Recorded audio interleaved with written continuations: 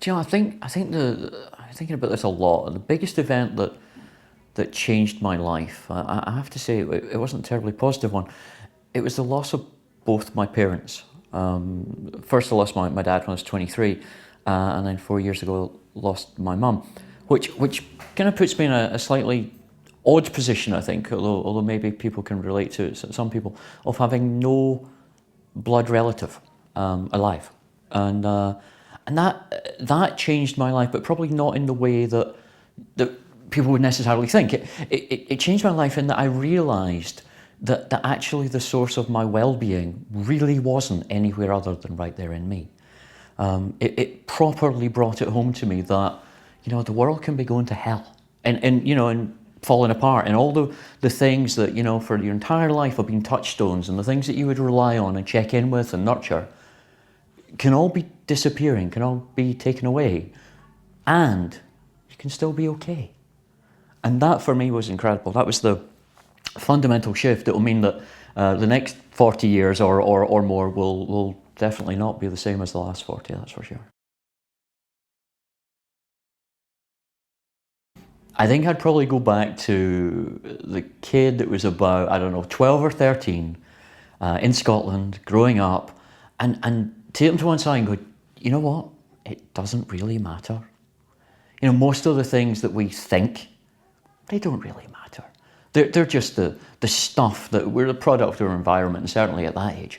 And I was the kind of kid who really, really wanted to do well at whatever it was I was doing. I wasn't particularly talented at anything, but I tried really hard and beat myself up so bad about, not living up to be honest, my own expectations. It wasn't anyone else's.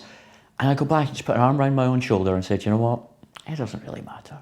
None of that stuff, because I was the kid that didn't really do particularly well at school. I don't know, I've never used algebra since I was about 14. Somehow it doesn't really matter. But the teachers don't want to tell you that.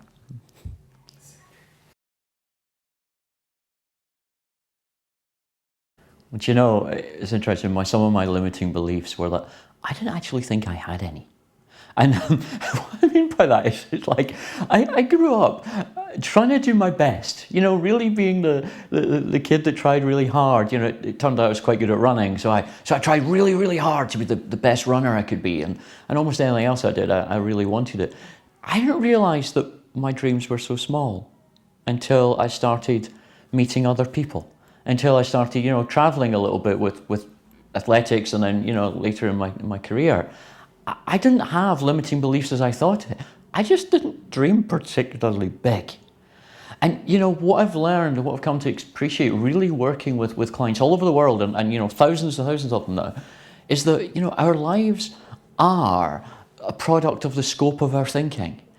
And of course what we try and do is we try and sort of micromanage ourselves in our heads within that sort of confines of what we think is possible.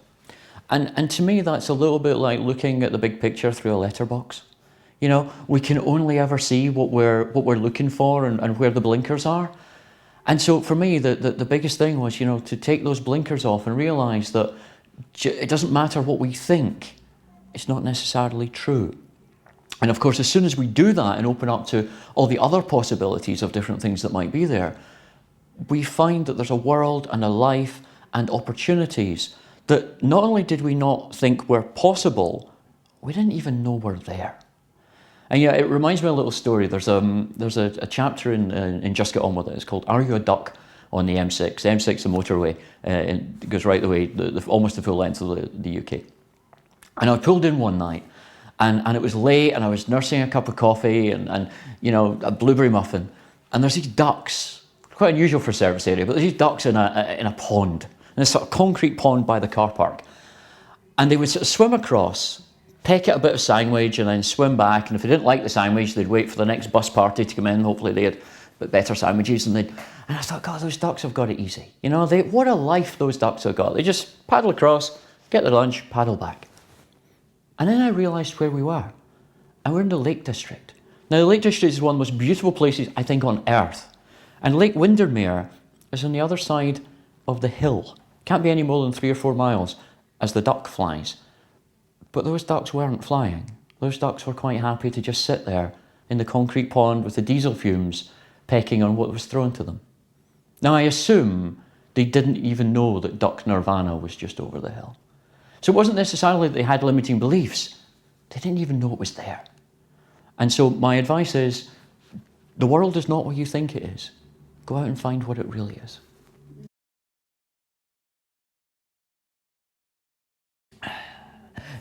Do you know, the way I deal with difficult people is to always remember the story I was told. And do you know, I don't even remember now who told it. And they told the story like this. They said, you know, imagine you're going on holiday and you find yourself by the pool and you're reading your magazine and you're just relaxing into it and thinking, I deserve this. And you're disturbed from your peace by someone shouting and splashing and generally being really annoying. And so you think, no, I'm a peaceful being. I'm not going to say anything. And we do that for maybe another 10 minutes, and the splashing and the shouting goes on. And you think, well, if they keep it up, I'm gonna give them a piece of my mind. And you find yourself getting quite worked up. And this goes on for another couple of minutes, and you throw down the magazine, and you look up to the source of the noise, and you realise that they're not splashing, they're drowning. And so I always remind myself that whenever someone is being difficult, chances are they're doing their best. You know, very few people set out deliberately to be assholes. Now, many achieve it, granted, but very few set out deliberately to be difficult or deliberately to be annoying. We're usually all doing our best. Sometimes that can bump against someone else trying to do their best in a different way.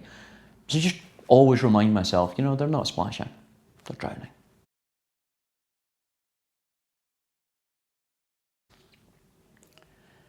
You know, anytime that I feel fear, I know, because I've been there many times in different places.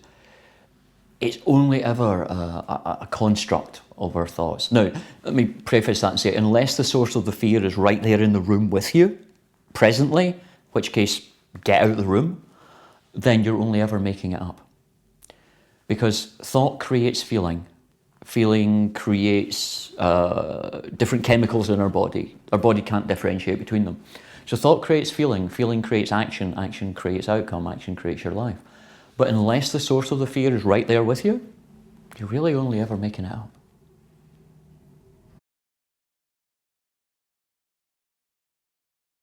Do you know, the one truth, this is incredibly simple, that when I heard it absolutely blew my mind, was that just because you think it doesn't make it true.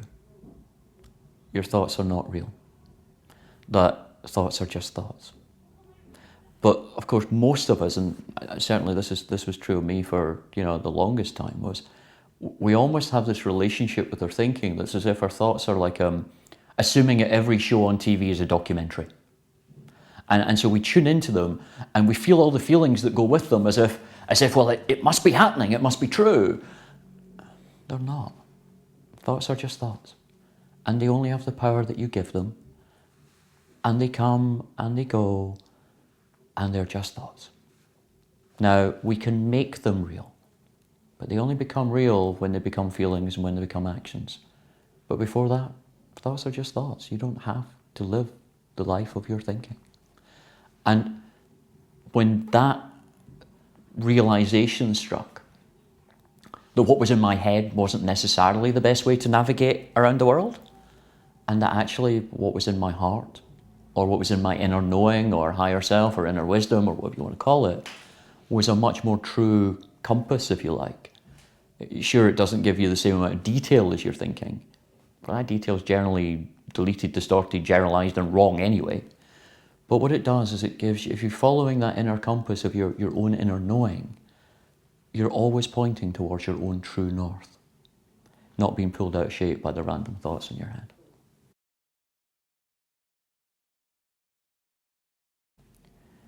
You know, when I'm coaching or helping people to think about change, or think about their relationships with change and relationships with thoughts, there's one little anecdote, little story that always comes to mind. I was working with a client one day, and I had on my desk, one of those things, I think they're called a slinky. It's like a little, you have a spring, basically.